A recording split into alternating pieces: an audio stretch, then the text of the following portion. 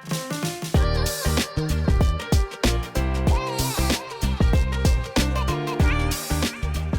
welcome back. Today we're at White Sands National Park out in New Mexico. I don't know if you saw my last video, but my last video we compared an iPhone 15 Pro Max to the Fujifilm X100VI, but we did edited RAWs. And today we're gonna do JPEG straight out of camera. So I'm gonna walk around beautiful White Sands. We're gonna get JPEGs from both, and then we'll compare them. No editing at all, see what they look like. And I'll talk about some other things that comparing the two and seeing if it's worth it to spend the money on a $1,700 Fujifilm X100VI, if you can find one. Secondhand market, they're probably more like $2,200. Yeah, so we're gonna start the front of the park. The front of the park has a lot more foliage and trees and things, and then the back of the park is more just basic white sand dunes. So I kind of want to try a little bit of both. We got about 2 hours till the park closes. We've also got some clouds rolling in, some rain, so we'll see if we can maybe get some cool moody images. But yeah, walk around, we'll take some pictures, and then we'll compare the two and see what we think. It's always my luck. Great sun and blue skies till I show up, and then we've got this huge storm front coming in, huge for the desert, and the sun is about to be covered. So I'm not sure. Hopefully this passes in time before the park closes. If not, we'll at least try to get some kind of moody dark images. We'll see what happens. Simple shot, but I like this. It's actually, I don't know, I just like the way the wind has made this part of the dune here, but it's actually really small. The way I took the picture there, I got rid of all the foliage in the background, and it's almost kind of like a mind game. When you look at the picture, you're like, is this a huge dune or is it a tiny dune? It's interesting, but I think it looks kind of cool.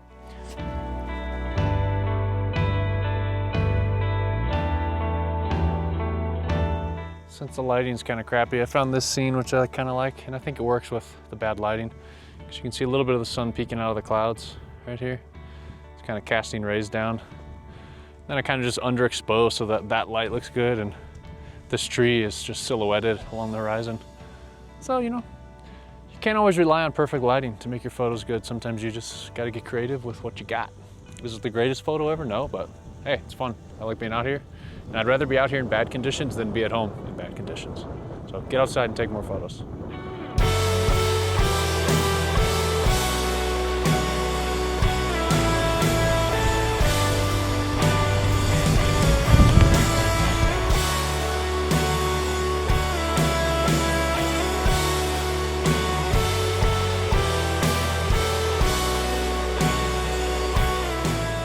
Right, while we wait for all these clouds behind me to roll through and hopefully get some lighting.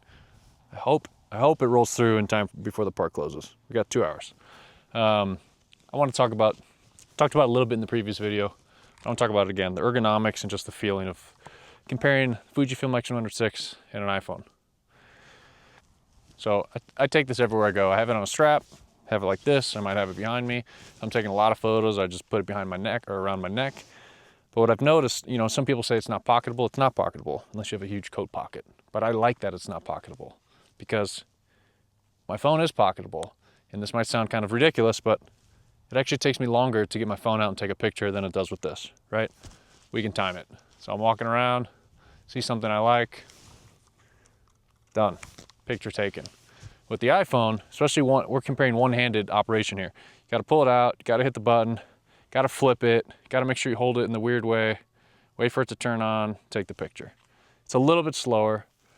It's not too big of a deal, but it is noticeable to where like this is just right here. And a lot of times when I'm walking around with one hand, I just have it in my hand, you know, and it's just right there. It's easier to handle one-handed. I can access all the buttons one-handed. It didn't come with this grip, obviously. I got this grip. It's from the iWood store, I believe it's called, but this grip helps a lot. But even without the grip, it's pretty good. So in general, I just think this is a much better experience. It feels better. This is small and like flimsy, and I always feel like I'm gonna drop it, and you have less control. You know, you're not adjusting the aperture. Sure, you can use portrait mode, but it's basically just all computer gimmicks and computational Apple stuff. So I'm in favor of this. Obviously, if you don't have this with you and this is the only camera you have, it's good. I do think that using this for the last 11 months every single day has made me a better iPhone photographer. So when I do have to take a picture with my iPhone, Usually it's because I'm at home and my dog looks cute and my camera might be in another room, and if I get up, he'll wake up, so I just use this. But I feel like this has made me a better photographer in general, and it's translated over to this. So one thing I like about the Fuji.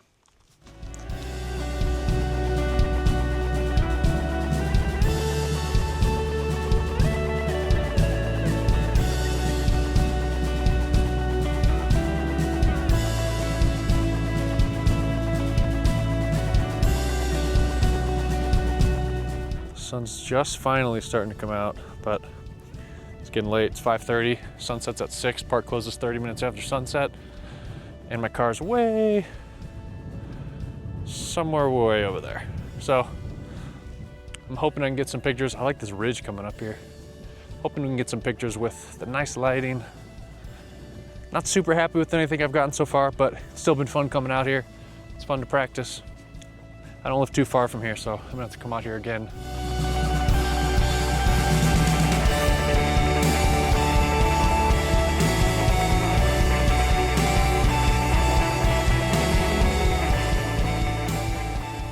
Look at this. The way the dunes are shaped, there's just light coming through a little corridor. It's lighting up all those plants and yuccas right there. And then you've got this line of the dune here. That's like bright, kind of leads your eyes into that. Oh, it looks so cool. See if it turns out in the photos.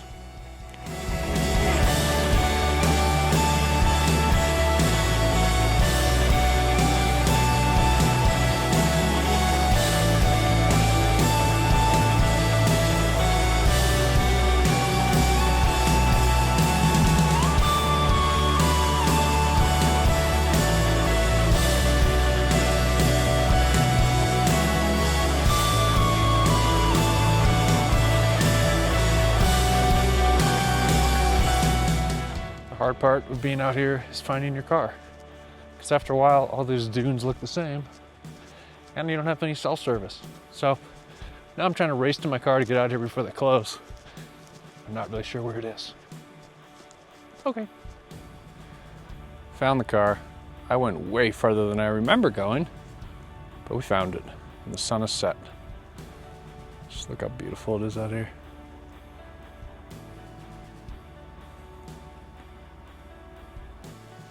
All right, there we go. You can see JPEG straight out of the camera between the Fujifilm and the iPhone. Let me know in the comments which ones you guys prefer.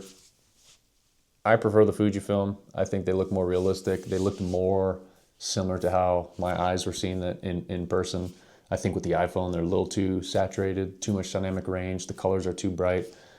I did have, there's like the iPhone has the different kind of color settings you can change. I did have it on vivid, which when I was out there, I thought it looked good, but then coming home, maybe it was too vivid. So maybe that was my mistake. But either way, I think a lot more flexibility with the Fujifilm. I was using the Kodak Ultramax recipe. I mean, there's hundreds of recipes out there you could tweak until your heart's content.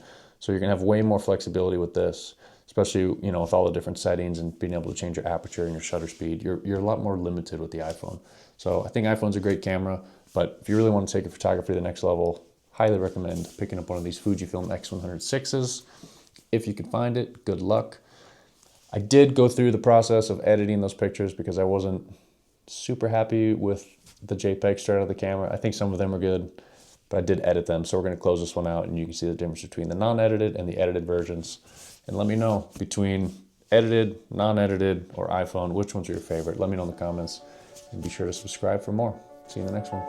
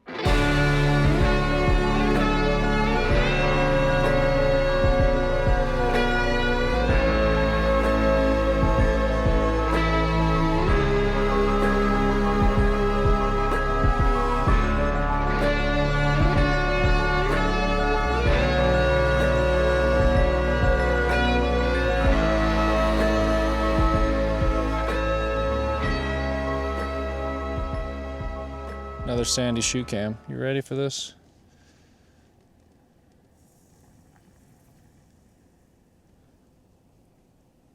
Just a little sandy.